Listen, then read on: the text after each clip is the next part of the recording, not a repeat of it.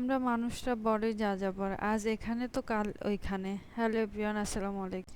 কে কোন জেলা থেকে আমার ভিডিও দেখছেন অবশ্যই কমেন্ট করে জানাবেন। এই তো দেখুন, সেদিন মনে হলো যে বাবার বাড়িতে আসলাম, কিছুদিন থাকার পরে এখন আর ভালো লাগতেছে না। এখন ভাবলাম যে একটু নানা বাড়ি খালামণিদের বাসায় যাই। তো এখানে ইয়াসরা তো তার খালামণিদের পেয়ে খুবই আনন্দিত।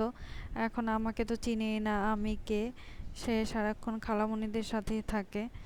আর আমি একটু ইয়াসটাকে রেডি করে দিচ্ছিলাম যে আমরা এখন নানা ভাই আর খালামণিদের বাসায় যাব, সেই উদ্দেশ্যে। আর ইয়াসটা তো আমাকে সময়ই দিচ্ছিল না, সে তার খালামণিদের নিয়ে ব্যস্ত। আসলে বলেন তো, আমরা আজকে এখানে থাকি কালকে ওইখানে, এরকমই তো আমাদের জীবনটা। এই যে মেয়েটা এখন কত খুশি তার খালামণিদেরকে নিয়ে, সে তো জানেও না কালকে আবার তাকে নিয়ে চলে যাব অন্য এক জায়গায়। এই যে সবাই মোটামুটি রেডি হয়ে গেছে যাওয়ার জন্য, তো আমরা যাওয়ার উদ্দেশ্যে রওনা করলাম। আমাদের সাথে আজকে আম্মুও যাবে, কারণ অপসরার পরীক্ষা, সেহেতু আম্মুও যাবে। আমার আব্বু শুধু একা বাসা থাকবে। এই যে আমাদের গাড়ি চলে আসছে। গ্রামে আমরা যখনই কোথাও যাই না কেন আমাদের এই অটো দিয়ে যেতে হয়, আমরা অটো দিয়েই চলে যাই। এই যে বাপ্পা আবার আমার নানা বাড়িদের জন্য কাঁঠাল দিচ্ছে আর খালামণিদের বাসার জন্য।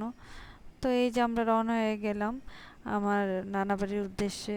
গ্রামে আসলে না এইসব দৃশ্যগুলো খুবই ভালো লাগে আর খুবই মিস করি এই ঘোরাঘুরিগুলা। এই যে আমরা রওনা দিয়ে দিলাম, আমাদের খুবই ভালো লাগতেছিল। আসলে ঢাকা গেলে খুবই গ্রামকে মিস করি, খুবই ভালো লাগে। আমার আসলে বাড়ি থেকে যেতে ইচ্ছা করছিল না, কিন্তু যেহেতু আম্মু যাচ্ছে আমাদের সাথে তো খারাপ লাগবে না। যে ভাবছিলাম যে আরও কিছুদিন বাড়িতে থাকি, কারণ এবার একদম শর্ট টাইমের জন্য এসেছি, মাত্র 1 সপ্তাহের জন্য।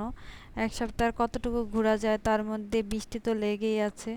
সব কিছু ছাড়লেও বৃষ্টি কেন জানি না পিছু ছাড়ছে না, খুবই লাগতো। দেখুন গ্রাম বাংলার দৃশ্যগুলো কত সুন্দর, অপরূপ, দেখলে একদম প্রাণ জুড়িয়ে যায়। অনেক ভালো লাগতেছিল।